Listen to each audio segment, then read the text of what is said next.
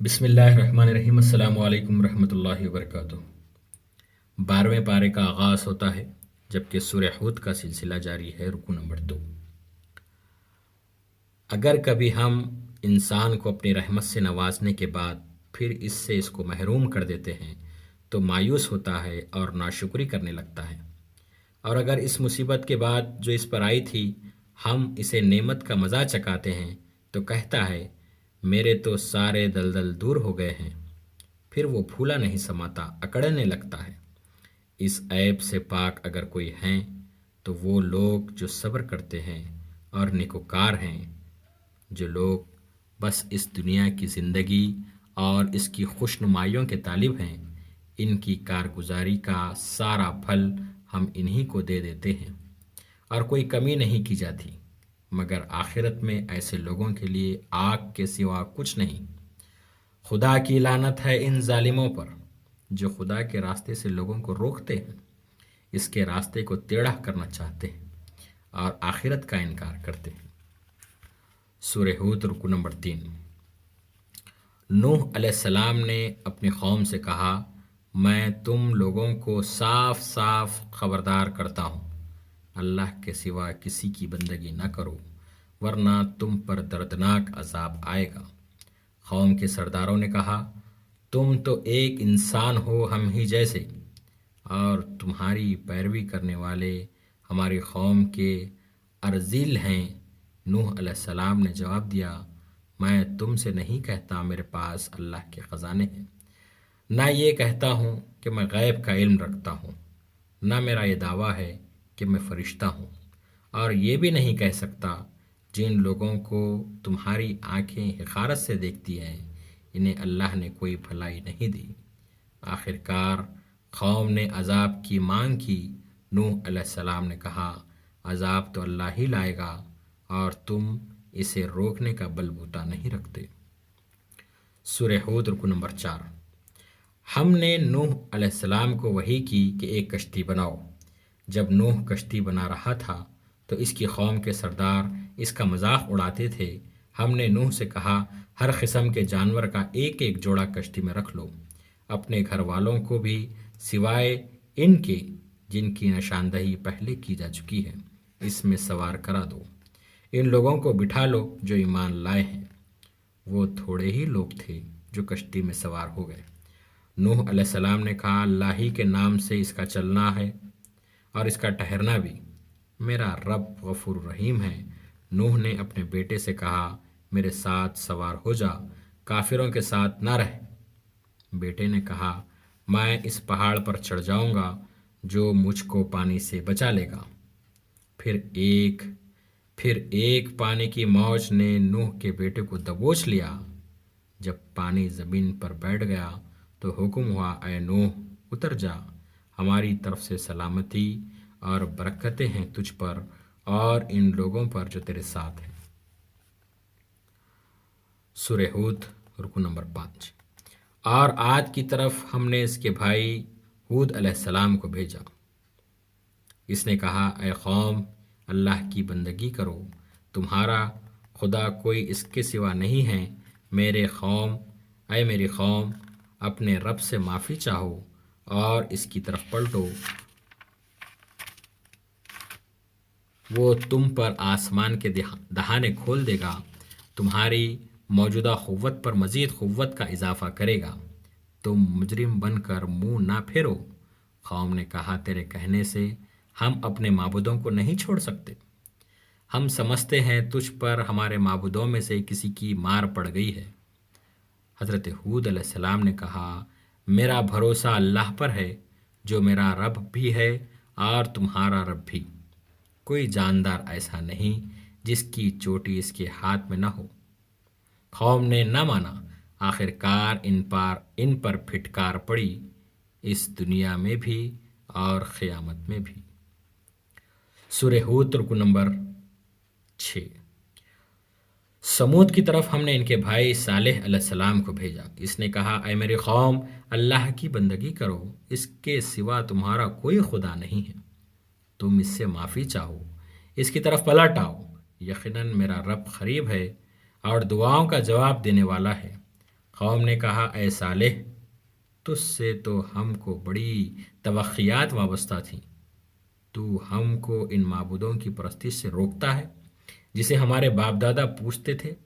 صالح نے کہا دیکھو یہ اللہ کی اونٹنی تمہارے لیے نشانی ہے، اسے خدا کی زمین میں چرنے کے لیے آزاد چھوڑ دو اور اسے ذرہ تعرض نہ کرو، مگر انہوں نے اونٹنی کو مار ڈالا۔ پھر اللہ نے صالح علیہ السلام اور اہل ایمان کو بچا لیا اور ظالموں کو ایک دھماکے نے دھر لیا اور وہ اپنی بستیوں میں ایسے برباد ہوئے جیسے وہاں کبھی بسے ہی نہ تھے۔ سورہ ہود رکو نمبر 7۔ ابراہیم علیہ السلام کے پاس اللہ کے فرشتے پہنچے اور اسے اسحاق اور اس کے بعد یعقوب کی خوشخبری دی۔ اس کی بیوی نے کہا ہائے میری کمبختی، میرے یہاں اولاد ہوگی جب کہ میں بڑھیا پھونس ہو چکی اور میرے خاوند بھی بوڑھے ہو چکے۔ فرشتوں نے کہا اللہ کے حکم پر تعجب کرتی ہے۔ اس کے بعد یہ فرشتے وہاں سے لوط علیہ السلام کے پاس پہنچے، گورے گورے جوان لڑکوں کی شکل میں۔ پوری قوم بے اختیار لوط کے گھر کی طرف دوڑ پڑی۔ حضرت لوط نے کہا بھائیو، تمہارے لیے یہ میری بیٹیاں موجود ہیں، اللہ سے ڈرو، میرے مہمانوں کے معاملے میں مجھے ذلیل نہ کرو۔ قوم نے کہا تو جانتا ہے کہ ہم کیا چاہتے ہیں۔ فرشتوں نے حضرت لوط سے کہا یہ تیرا کچھ بگاڑ نہ سکیں گے، بس تو بیوی کو چھوڑ کر اپنے اہل و عیال کو لے کر نکل جا۔ پھر صبح کے وقت ہم نے اس بستی کو تلپٹ کر دیا اور مٹی کے پتھر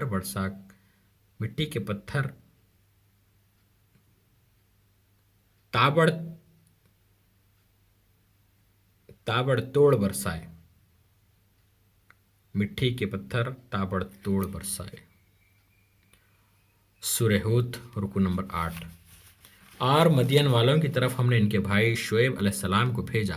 اس نے کہا اے میری قوم، اللہ کی بندگی کرو، اس کے سوا کوئی تمہارا خدا نہیں ہے، ناپ تول میں کمی نہ کرو اور لوگوں کی چیزوں میں گھاٹا نہ دیا کرو اور زمین میں فساد نہ پھیلاتے پھرو۔ اس کی قوم نے کہا اے شعیب، کیا ہم ان سارے معبودوں کو چھوڑ دیں جن کی پرستش ہمارے باپ دادا کرتے تھے، اور ہم کو اپنے مال میں اپنی منشا کے مطابق تصرف کا اختیار نہیں؟ شعیب نے کہا دیکھو، اپنے رب سے معافی مانگو، اس کی طرف پلٹ آؤ، میرا رب رحیم ہے اور اپنی مخلوق سے محبت رکھتا ہے۔ بہرحال قوم نے نہ مانا اور ہم نے اپنی رحمت سے شعیب علیہ السلام اور اس کے ساتھی مومنوں کو بچا لیا، اور ظالموں کو ایک سخت دھماکے نے ایسا پکڑا کہ وہ بستیوں میں ایسے برباد ہو گئے گویا وہاں رہے بسے ہی نہ تھے۔ سورہ ہود رکو نمبر 9۔ اس کے بعد موسیٰ علیہ السلام کو ہم نے فرعون اور اس کے سرداروں کی طرف بھیجا، لیکن وہ نہ مانے۔ قیامت کے روز فرعون آگے آگے ہوگا اور اپنی پیشوائی میں اپنی قوم کو دوزخ کی طرف لے جائے گا۔ یہ چند بستیوں کی داستانیں ہیں۔ انہوں نے اپنے آپ اپنے اوپر ستم ڈھایا، وہ معبود جنہیں وہ اللہ کو چھوڑ کر پکارتے تھے، انہوں نے ذلت اور بربادی کے سوا کچھ نہ دیا۔ اس میں ایک نشانی ہے ہر اس شخص کے لیے جو آخرت کا خوف رکھتا ہو۔ اس روز کچھ بدبخت ہوں گے اور کچھ نیک بخت۔ بدبخت دوزخ میں گرمی اور پیاس کی شدت سے ہانپیں گے اور پھنکارے ماریں گے، اور نیک بخت جنتوں میں ایسی عطا میں ہوں گے جس کا سلسلہ کبھی منتقل نہ ہوگا۔ سورہ ہود رکو نمبر 10۔ آئے نبی صلی اللہ علیہ وسلم، تم اور تمہارے ساتھی راہ راست پر ثابت قدم رہو، بندگی کی حد سے تجاوز نہ کرو، ان ظالموں کی طرف ذرا بھی نہ جھکنا ورنہ جہنم کی لپیٹ میں آ جاؤ گے۔ اور دیکھو، نماز قائم کرو دن کے دونوں سروں پر اور رات گزرنے پر، حقیقت میں نیکیاں برائیوں کو دور کر دیتی ہیں۔ جو قومیں تم سے پہلے گزر چکی ہیں ان میں سے اہل خیر کو ہم نے ہمیشہ بچایا ہے۔ تیرا رب ایسا نہیں ہے کہ بستیوں کو ناحق تباہ کر دے، حالانکہ اس کے باشندے اصلاح کرنے والے ہوں۔ پس اے نبی صلی اللہ علیہ وسلم، اللہ کی بندگی کریں اور اسی پر بھروسہ رکھیں۔ اور کچھ لوگ کچھ آپ لوگ کر رہے ہیں جو کچھ آپ لوگ کر رہے ہیں، آپ کا رب اس سے بے خبر نہیں۔ الحمدللہ، سورہ ہود مکمل ہوا۔ بسم اللہ الرحمن الرحیم۔ سورہ یوسف کا آغاز ہوتا ہے رکو نمبر 1۔ اے نبی صلی اللہ علیہ وسلم، اس قرآن کو تمہاری طرف وحی کر کے بہترین پیرائے میں واقعات اور حقائق ہم بیان کرتے ہیں۔ یوسف علیہ السلام نے اپنے باپ سے کہا، ابا جان، میں نے ایک خواب دیکھا ہے، 11 ستارے ہیں، سورج اور چاند ہیں، اور وہ مجھے سجدہ کر رہے ہیں۔ باپ نے کہا، یہ خواب اپنے بھائیوں کو نہ سنانا، ورنہ وہ تجھے ستائیں گے۔ تیرا رب تجھے منتخب کرے گا، تجھے باتوں کی تہ تک پہنچنا سکھائے گا، اور تجھ پر اپنی نعمت پوری کرے گا جو ابراہیم علیہ السلام اور اسحاق علیہ السلام پر کر چکا ہے۔ سورہ یوسف رکو نمبر 2۔ یوسف علیہ السلام کے بھائیوں نے پروگرام بنایا کہ یوسف کو قتل کر دیں گے یا کہیں پھینک دیں گے، پھر اس کے بعد نیک بن جائیں گے۔ پھر انہوں نے یہ طے کیا کہ والد سے اجازت لے کر یوسف کو ساتھ لے جائیں اور ایک کندھے کنویں میں ڈال دیں گے۔ یعقوب علیہ السلام نے اندیشوں کو ظاہر کیا، لیکن بیٹوں نے ضد کی اور کہا، ہم اس کی پوری حفاظت کریں گے۔ پھر اس کے بعد انہوں نے وہی کیا جو سوچا تھا، اور واپس روتے ہوئے آئے اور کہا، ہم دوڑ کا مقابلہ کر رہے تھے کہ بھیڑیے نے یوسف کو کھا لیا، اور وہ یوسف کی قمیص پر جھوٹ موٹ کا خون لگا کر لائے تھے۔ یعقوب علیہ السلام نے کہا، میں صبر کروں گا اور اللہ سے مدد مانگوں گا۔ ادھر ایک قافلہ گزر رہا تھا، اس نے یوسف کو کنویں سے نکالا اور کچھ درہموں کے عوض بیچ دیا۔ سورہ یوسف رکو نمبر 3۔ مصر کا وہ خریدار جس نے اپنی بیوی سے کہا کہ اس لڑکے کو ہم بیٹا بنا لیں گے، اس طرح یوسف کو ایک سرزمین میں قدم جمانے کی صورت نکل آئی۔ جب وہ جوانی کو پہنچا تو جس عورت کے گھر میں وہ تھا، وہ اس پر ڈورے ڈالنے لگی، اور ایک روز دروازہ بند کر کے بولی، آ جا۔ یوسف وہاں سے دوڑا اور اس کے پیچھے عورت بھی دوڑی اور قمیص پیچھے سے پکڑ کر پھاڑ دیا۔ دروازے پر شوہر کو موجود پا کر اس نے یوسف پر الزام لگایا۔